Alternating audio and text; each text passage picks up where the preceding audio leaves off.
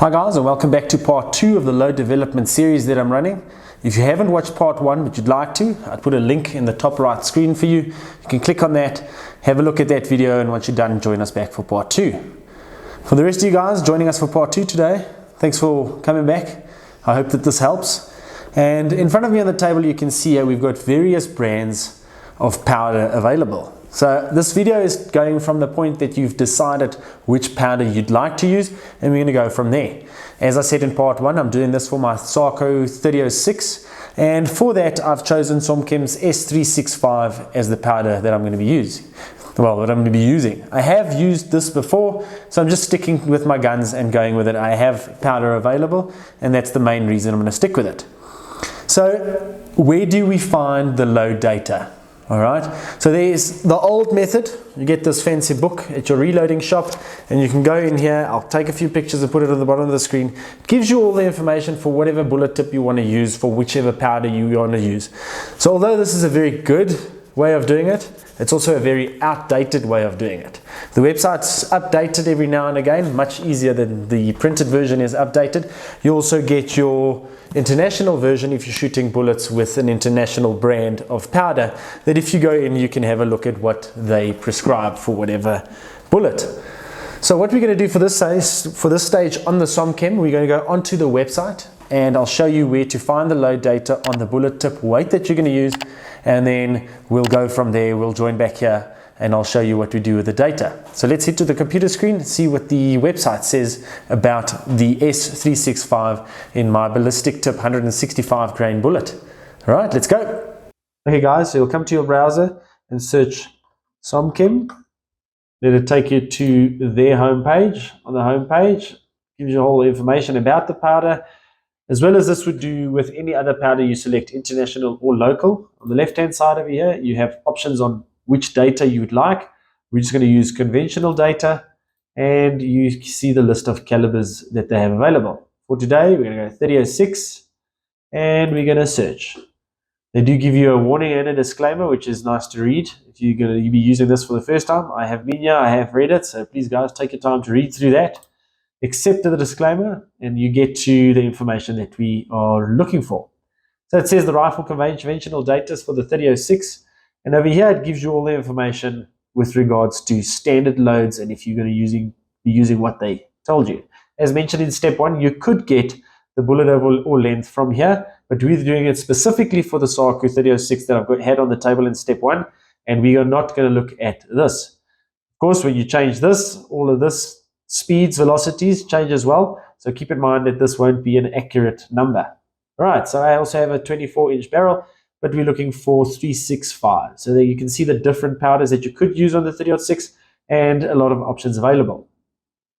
All right, for this rifle, we'll be using the S365, and we're using the 165 grain bullet, which they only have the 168 grain bullet, but we'll speak about that in a second. You're going to be using this data. Your start will be 50.3 and your max will be 55.9. It does give you a speed, but as I mentioned, we're not using a short bullet like this. Our bullet is much longer. From step 1, we know that it's going to be 84.8 millimeters that we're going to start off with. So this is where you find the data. We are shooting a lighter bullet, so we're not going to shoot all the way to the max because that'll affect the speed and it might get dangerous. So I'm going to stay away from the max for the loading part, but that is where you get the data from for the specific powder that we're going to be using. All right, guys, if you come here to your Excel spreadsheet, so I've pulled up an Excel spreadsheet. I've labeled it Somchem S365 just to identify it. I've taken the data from the internet browser, minimum 50.3, maximum 55.9, and the speed that if you load it according to the website that you would possibly get. So for the purpose of the video, I'm going to be loading 0.3 intervals, so 3, 6, 9, then 51.2, 0.5, and so forth. What I suggest for cost effectiveness, you can do 0.5 intervals on any gun of bigger caliber, call it 308 and higher. Anything less, or something that shoots a lesser amount of grain like a 223, I'd go 0.3, even 0.2. So we're going to shoot, for the purpose of the video, we're going to shoot the ladder on the 0.3 so you can see what impact it makes, but I suggest that you do it at 0.5 especially if you're going to do it on a 30-06 with such a high amount of powder. On the right-hand side, you can see I've made a little bit of a mathematical assessment, or call it a calculated guess. The grain difference between 50.3 and 55.9 is 5.6, and the speed difference between the minimum and the max gives you 378. So theoretically, for every grain of powder that you increase, you should shoot faster by 76, or call it 78 feet per second. So we'll shoot and we'll put the speeds into this table and see how far we are off on the calculated guess. But we have changed the bullet overall length, which will definitely affect the speed. But this is what it'll look like, and we'll take it from here onwards.